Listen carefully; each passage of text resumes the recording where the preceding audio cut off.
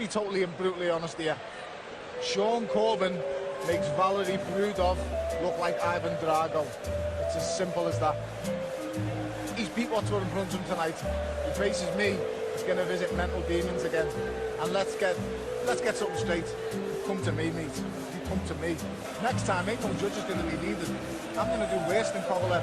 I am going to do worse than Kovalev. On Saturday night, mate, you better hold it together. I'm going to smash it near you to pieces, mate. I'm going to hit him. When he gets in the ring and we get 10-ounce gloves on, I'm going to smash his head to bits. I'm going to do it November the 30th against all odds. No matter what people say, the journalists write what you want. All as I'll say is tune back in and then look at me on December the 1st when I am world champion. It's as simple as that. I'm willing to die in that ring. It's as simple as that. I am willing to die. I'm willing to die, Saturday. Is he? You're fucking right. Right, Sam Dorset, first nomination for Anthony Fowler. Fowler was on his Instagram. Ask me a question. Somebody sent in a question. Do you still cry when watching back the Fitzgerald loss? Fowler said, I've been too busy collecting belts, my friend. And then he showed a picture of him with a WBO Intercontinental title and a WBA, whatever the hell that is. So he's too busy collecting belts. We'll move on for him. What an absolute roaster here, man. Only the one for Fowler this week. Sam Dorset nominated that one. Ross Phillips nominated Bellew. I think we had this nomination last week, but I forgot about poor old Ross. On the Talk podcast, they've managed to drag Tony Bellew out of retirement. Eddie Hearn asked Dana White a question about what it's like to deal with Conor McGregor. Just as he was about to answer, as the president of the UFC, Tony jumps in for some reason and decides to answer the question for him. It's just funny reading it. I haven't actually seen it. Not only did he answer the question himself, he literally went on a 4-minute rant. So Tony, they've managed to wind him back up and he's back on the scene well and truly. Andy McGee has been nominated by Terry Woodfine. Talking about Dillian White, Mr. McGee said, the guy who twice defeated Chisora, that Team Wilder long ducked and defeated the rated Parker in a thriller, turned back the estimable Rivas. So who has Wilder defeated? Stavern and Ortiz. I'll take Parker over both of them and probably by KO. Okay, Andy, fair enough. This is one from you, Andy. Kevin Lorena on boxingscene.com. Bradis would be easier for me than Dortico. Well, hopefully Lorena's back on the juice if he thinks that. Yeah, I mean, listen, what's his last 2 wins? He beat Ferret Arslan. What age is Arslan again? 47, 48? Who was one? He beat Arthur Mann as well, who's shite. Arthur Mann in German. There was one before it, another old man that he beat. Any day, I mean, listen, he's decent. I'm not going to say he's anything great, but he needs to step it up a wee bit. And Bredis or Dortico would be an absolute fantastic start. But to be honest, I think both, especially Dortico, and I maybe say Bredis would maybe stop him late as well.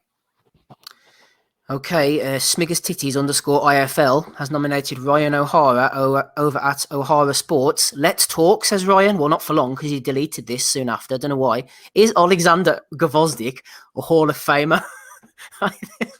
I think that's a difficult question to answer, says Ryan O'Hara. Is Alexander Gvozdyk a Hall of Famer? I think that's a difficult question to answer. Well, he wasn't going to answer it because he deleted it shortly after. This is in the light of Gvozdyk's retirement, actually. Montero on boxing also got stuck in. He got a little bit confused, actually. He thought it was Alexander Usyk and not Gvozdyk who'd retired. So, Alexander Usyk retires from the sport less than a year after suffering his first pro L. What are your thoughts on this?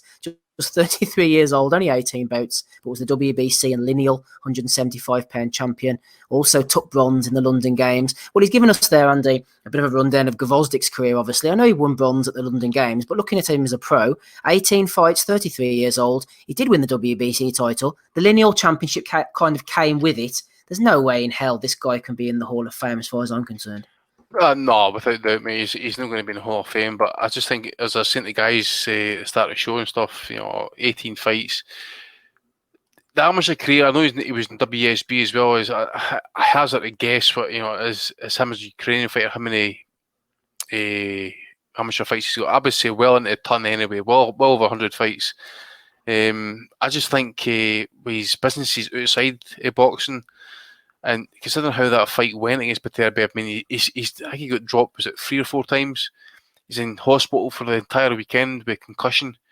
And they're saying to Ozzy in that as well, as usually, well, especially, I know Ozzy is an NFL fan and stuff, but if we've seen some stories like that with some of these players who get concussions and stuff, once they get one, it's quite common that they get another one, even after a light hit or a light contact and stuff. So you wonder as well as how bad was that concussion, and would it be enough for him to, at 33? Look, listen, I've made enough money. I'm a millionaire. I've got businesses outside the ring.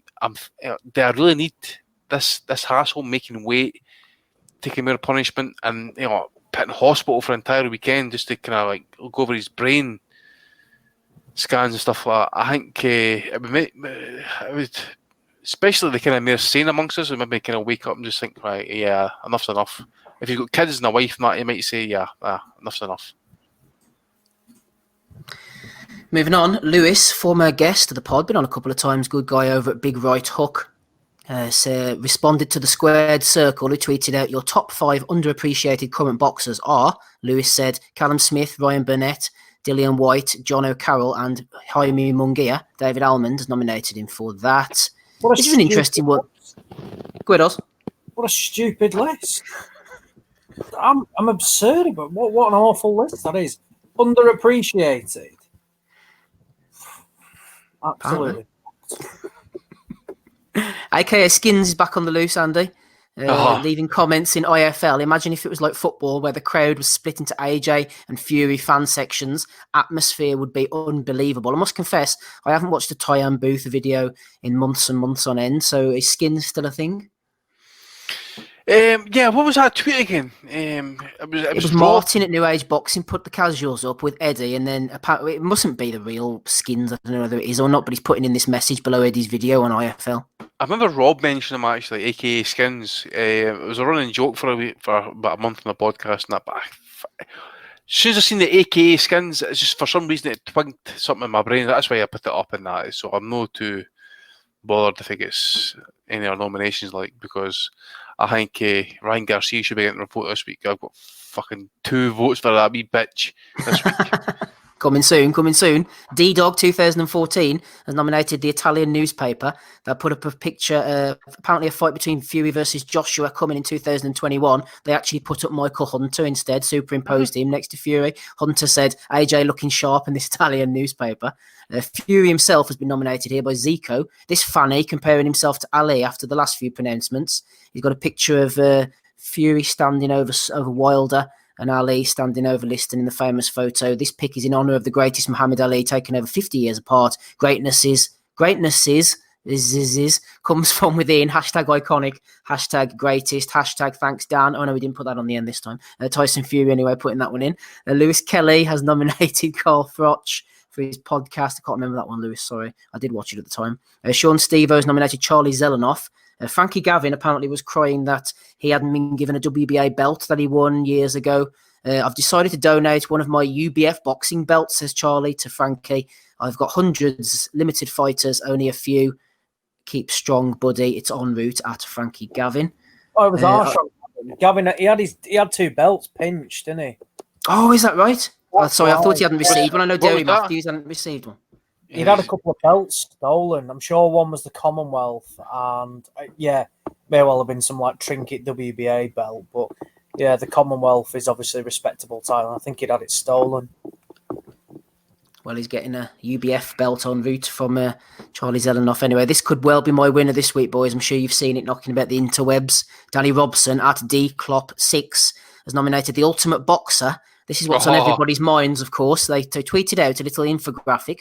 Who is the most underrated boxer of all time? The most underrated boxer of all time. And the natural list, these 4 guys came to the fore. Dillian White, Derek Chisora, Juan Manuel Marquez, and Vitaly Klitschko. Who is... I mean, did they just pick 4 guys at random here? Exactly. I mean, it's like, it's like I'll go and hit the hash pipe and I'll just think about fucking 4 boxers. Like, I mean, Dillian White, underrated. Who's he rated by apart from the WBC? Del Boy was even rated. They don't rate him. Exactly. He's meant to be manager challenger like Dillian. Sorry, mate, you're getting passed over just like a used condom. You're getting thrown aside. If I'm going to say anybody's underrated on that fucking list, it's probably Big V. Marquez is without doubt first ballot Hall of Famer. Dillian White hasn't even won. Has he even beat anybody without a foreign accent? I don't know. But Del Boy, well, they put it this way: would they have beat Del Boy without the juice?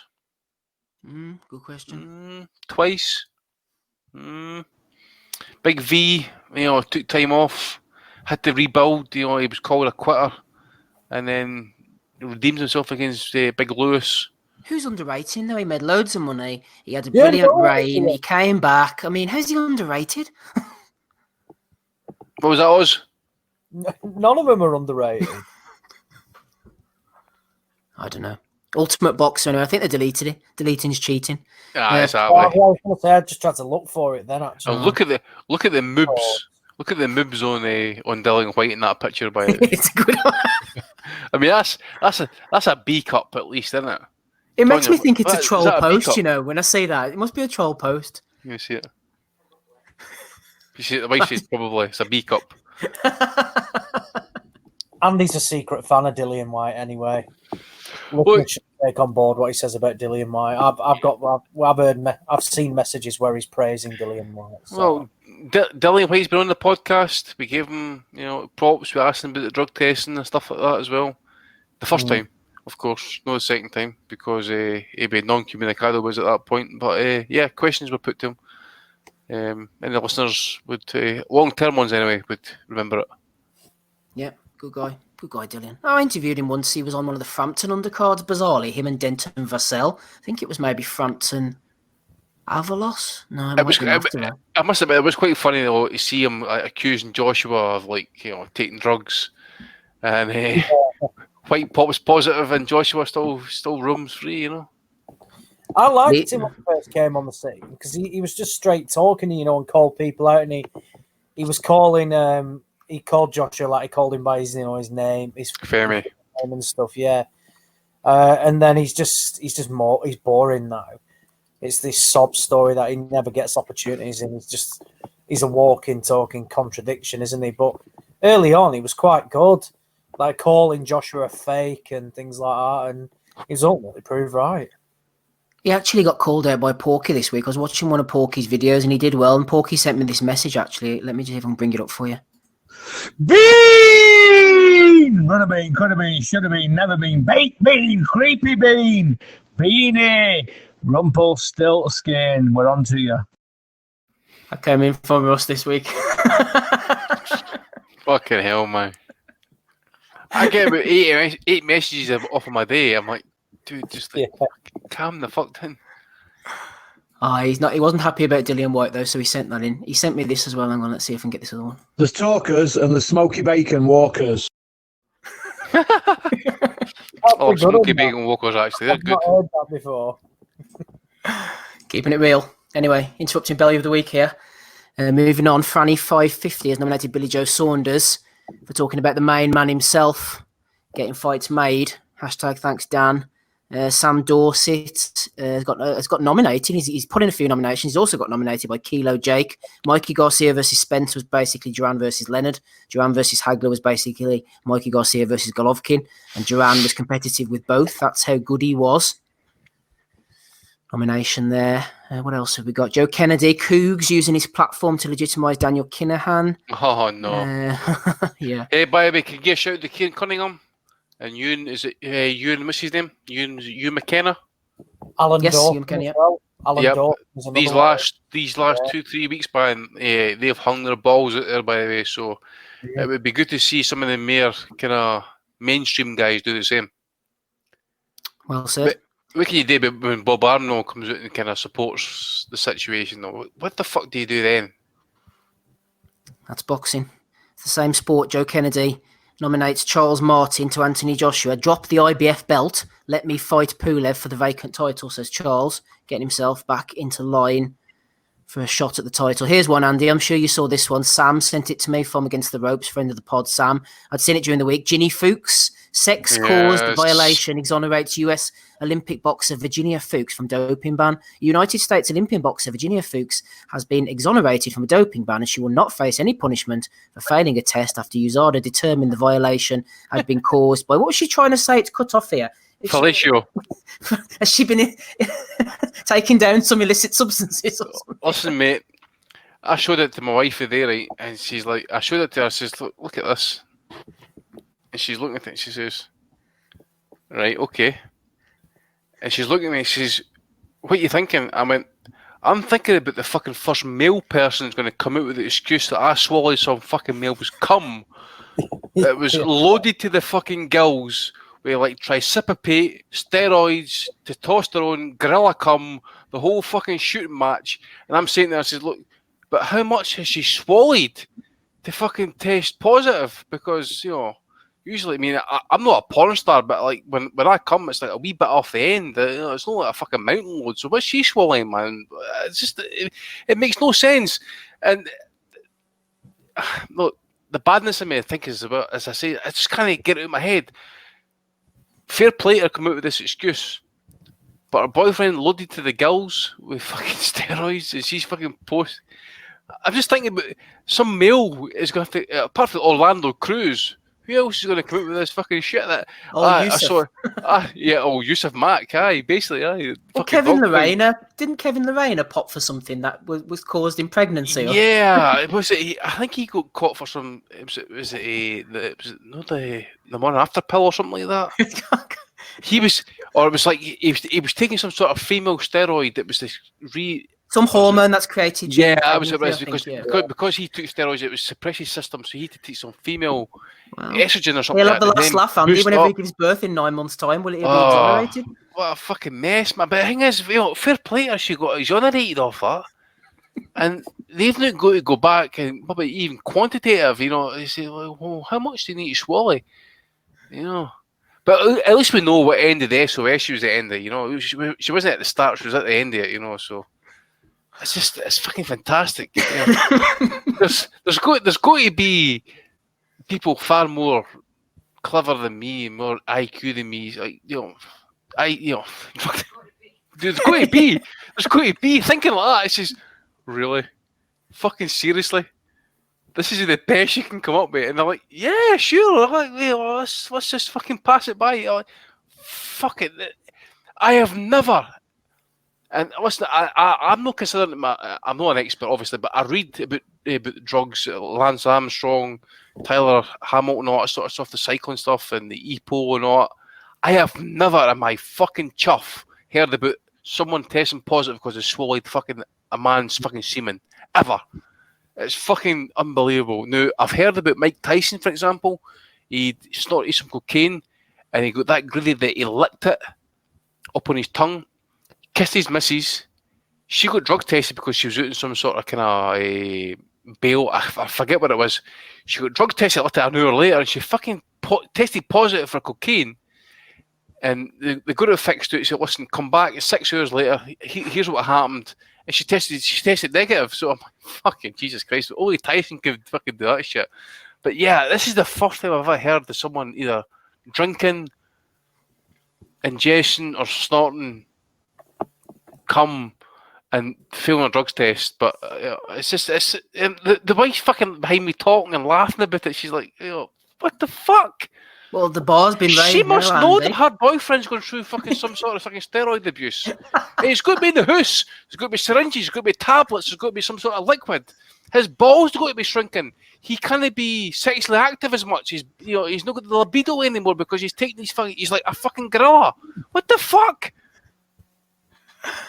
What's the next excuse going to be? You know, we've gone from castrated boar to frigging burgers.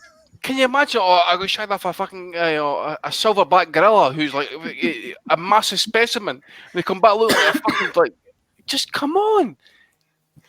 Intimate contact. Yes, very intimate contact. I stroked his shaft. And I swallowed his man. Come on. What's this one, Andy? I've seen a few people mentioning about this. That old dude meat swinging on Callie Solan's quiz is another level batshit crazy. I saw people mentioning that. I know, I've seen that. I think during the week. No, I haven't seen that either. Actually, you have to let us know. Anyway, yeah, that's quite. Ginny Fuchs has gone right up in my estimation. Actually, yes. I think she could be. She's up there, Aussie, with Ultimate Boxer. Have you got any nominations? No, none from me.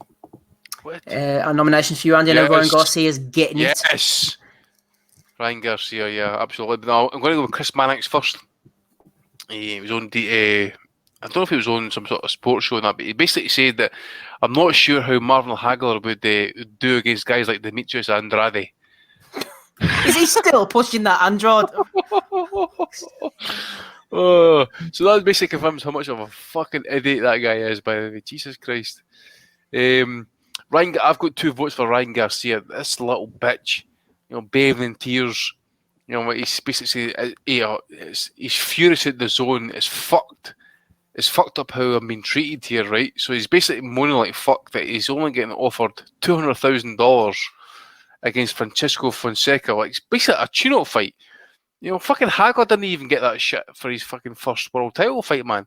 He's saying here, like, for example, he says, why am I being held back financially? Pandemic. And who the fuck he actually fought, you little bitch? He's basically been made wealthy off Oscar De La Hoya, off fighting off a fucking Cobra punching bag. And he's fucking bitching here because he's not getting to fight anybody. And then this Gervonta Davis situation. So Davis is saying 200,000. He says he need that money back from me from buying that Ferrari. Stop trying to keep up, you broke boy. So then Garcia comes back saying, yeah, I get endorsement deals outside of boxing, something you don't know about because you hit women. So what Davis doesn't know that you get endorsement deals because you hit women. He's just a little fucking silly little kid, man. He's got too much too soon. And I'm going to predict he's going to wash out in boxing within the next 5 years. He's not going to be able to maintain it. He talks too much shit. He's overinflated his own ego. His profile has been way overinflated of his punch bag situation he does. These young chicks that he's got retweeting him and following him on Instagram and whatever all this other shit and that. You earn it in the ring. That's all I'm going to say. And till that day comes, to me, he's still a little bitch. So Ryan Garcia, between him and Virginia Fuchs, probably my top 2 for this week. Yes, I'm liking that one. Okay, so I am. Oh, Marco Hook, sorry. He's coming back, isn't he? Yeah. He's wanting to fight in Tyson Fury. Apparently, he says I'm feeling fresh and healthy. He's put his injuries and other issues behind him. Yeah, okay, Marco. Listen, we've watched it at your prime. That ended at Povetkin, whenever that was, 10 years ago. I was live, seeing you getting beat off Usyk. That was your last hurrah, mates. Fury would fucking tax you badly, so just retire. Ames has sent me the Cali Solon thing, so I'm just watching it as we speak. Go on, play it. Right.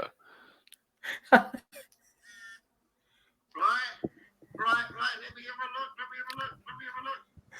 He's on the snort. Hold on. We're gonna go for the first one. We're gonna go Phil Brady. Hey. Hello, mate. Phil Brady.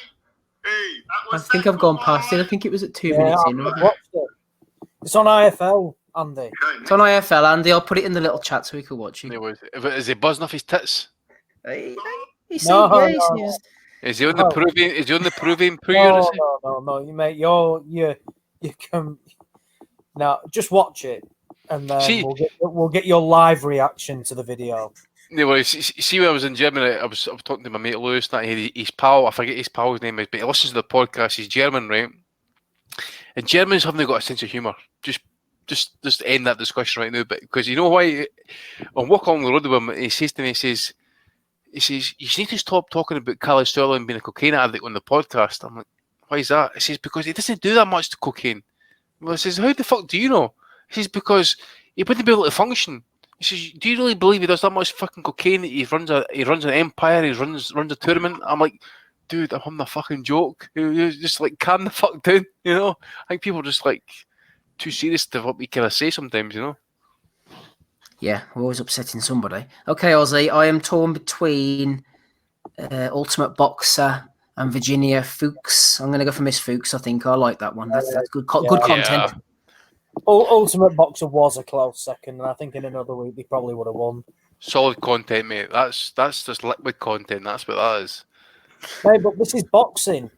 We had one well-known fighter blame his dog for why he failed a drugs test recently. Yes, true. So, And it wasn't affiliated to Joe Gallagher either. Think about it. Who was it, Steve? Was it Bert Cooper, or that claimed that he got plied with hookers and cocaine the night before he fought? Was it George Foreman? And no, it wasn't. It was Bert Cooper. It was either Cooper or Alex Stewart or somebody like that, I think, wasn't it? And they're like, he was like on a cocaine binge for like 3 days and stuff, and like, the Who's were like ODing. Oh, it's just like boxing it over. They don't come out with that shit, but. Yeah, Fuchs for me. I mean, they come out with that. That is like the best. I mean, I would like to think that our boyfriend's been blood tested recently just to prove the fact that he was juicing. I don't know how they believe that excuse, though, man. It's hard to swallow, isn't it? Like? Hard to swallow. I don't know, mate. I've never been there. But you know, sharing caring, I suppose. It was Tony Tucker, says Dave Tricks, Andy. Tony Tucker. Okay.